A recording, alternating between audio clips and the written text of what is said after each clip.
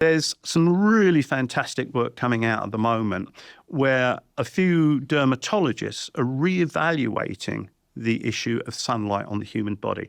And the leader of that is a character called Richard Weller from Edinburgh. And he's going back over all the data. And Richard's coming out and saying, all-cause mortality is lower in people that get a lot of sunlight. And his argument is that the only thing you've got to avoid is sunburn. The mutations of DNA are occurring really when you've got very, very high levels, not when you've got relatively low levels. And Richard's work has been terribly interesting because he's dug out all the little corners, all the little things that you think about 3 days later. He's dug out all those little corners. And, things like Aborigines in Australia don't get skin cancer.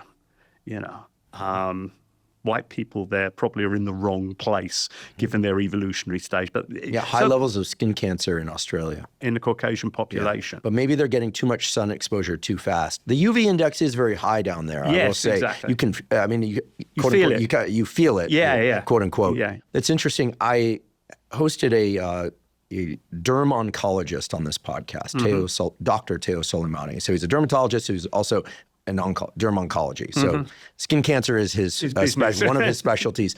And he surprised me when he told us that indeed sunburn can lead to skin cancers. Too many sunburns can lead to skin cancers.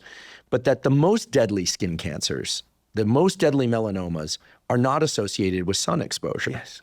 Yeah. Those can occur independent of sun exposure, and they often occur on parts of the body that get very little sun exposure. Like the melanomas will show up. I think Bob Marley died from eventually from one that started on between his toes or something, or on the bottom of the foot.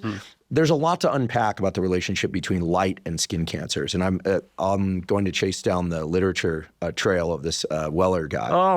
Richard Weller is very interesting. I think he said he hasn't got any dermatological friends anymore. Probably not. But he also pointed out that if skin cancer was directly related with sunlight, then we should find in skin cancer patients, very high levels of vitamin D. In actual fact, they've got relatively low levels of vitamin D. So as you say, that story needs to be unpacked. And what's happened, I think, in the dermatological literature is that we've followed a pattern. We've followed an assumption. And it's gone a very long way down the line. And then it's taken a little bit of a rogue to come out and say, hang on, we need to take a step back here. And I think Richard Weller's leading that. And we obviously both have an interest in daylight.